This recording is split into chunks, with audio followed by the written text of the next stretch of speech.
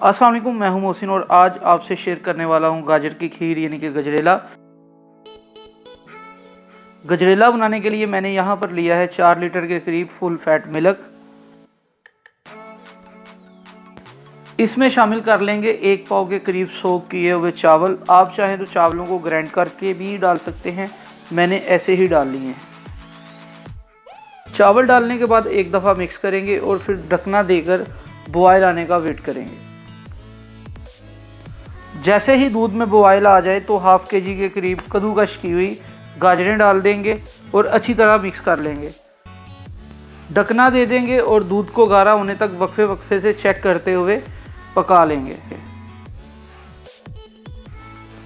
दूध गाढ़ा हो चुका है, अब इसमें हाफ के जी के करीब शुगर ऐड करेंगे।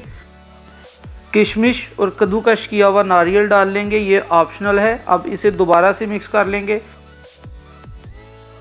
इसके बाद अब इसमें 8 से 10 अदद बादाम डालेंगे। आप चाहें तो पेस्ट बनाकर भी डाल सकते हैं, वैसे खीर में ये भी ऑप्शनल है। अब लास्ट पर आंच हल्की करके घोटने की मदद से 2 से 3 मिनट घोट लेंगे। इससे खीर में खोए वाला टेक्सचर पैदा होगा।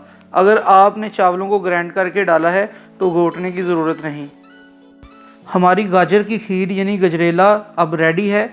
आप इसे किसी बर्तन में शिफ्ट करें, थोड़ा ठंडा होने दें और फिर 2 से 3 घंटे फ्रीज़ करके सर्व कर लें।